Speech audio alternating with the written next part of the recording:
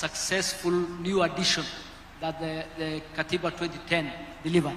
Many have, in fact, many call it the heart of the Constitution.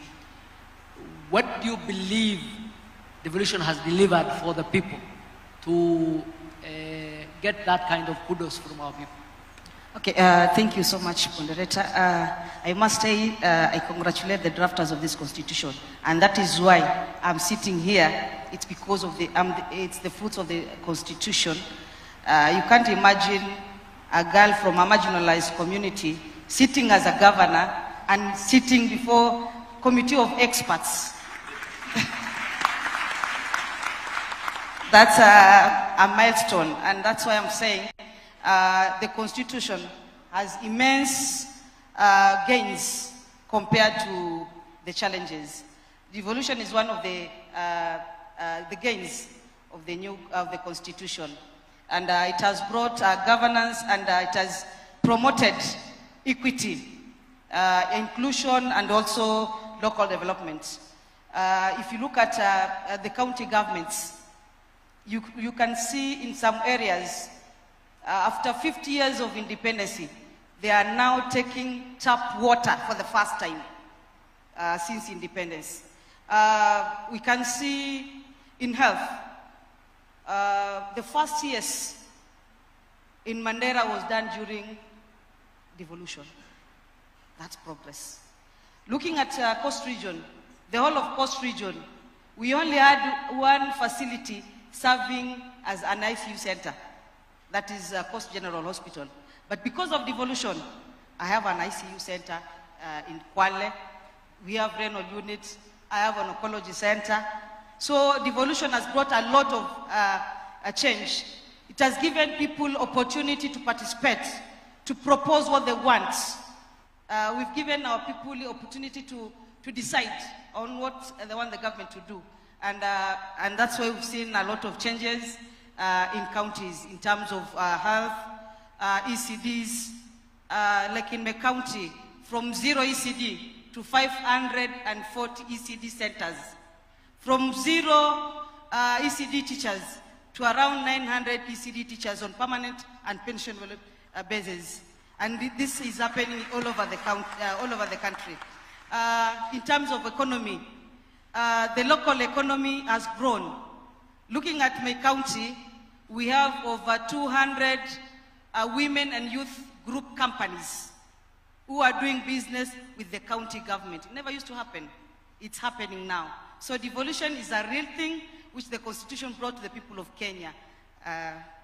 Asante sana. Now, with good things comes challenges. There are those who view governors and officials of the counties, or let me put it this way, how would you suggest we address the rampant question of misuse of funds at the county level? Okay, thank you. I must say, I don't know what's happened.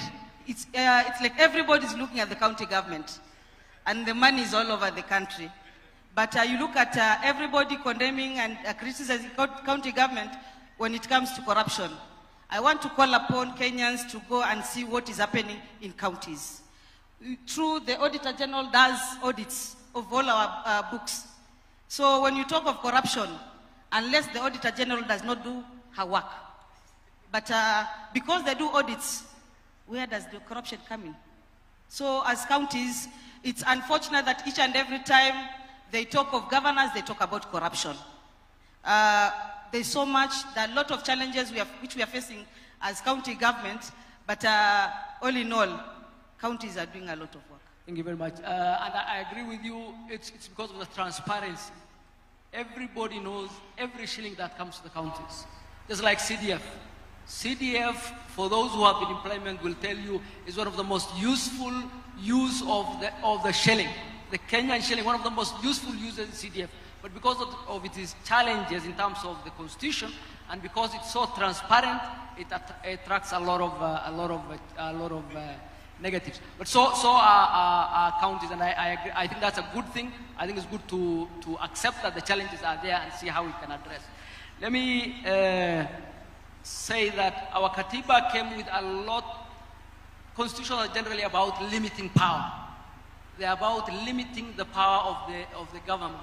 And our Katiba really put our people at the center of our governance and came up with a number of devices to bring accountability. Quite a number of them have not met their hopes because of, the Honorable Speaker will forgive me, he was the Honorable Tangula, he was also a member of our committee, because of mostly the Parliament's, for example, vetting of senior government officers. Many would have hoped that there is far much more stringent vetting.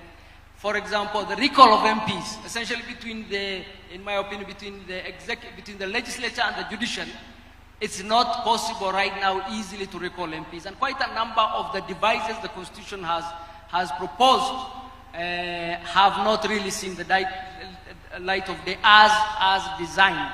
And I think Parliament has those challenges. I believe the counties have the challenges we mentioned. I believe the judiciary has had a lot of criticism in terms of its overstep, in terms of overstepping in political questions like impeachment, in terms of hampering the executive's freedom to work, even when in the reasonable circumstances you could balance the right of one person versus the right of the majority of the people while still giving that party their rights. I think overall our constitution has delivered beyond measure. Anybody who lives in this region knows the freedoms Kenyans enjoy are absolutely phenomenal. Let me ask you, Professor, as a final question. The largest chapter in our constitution is the Bill of Rights.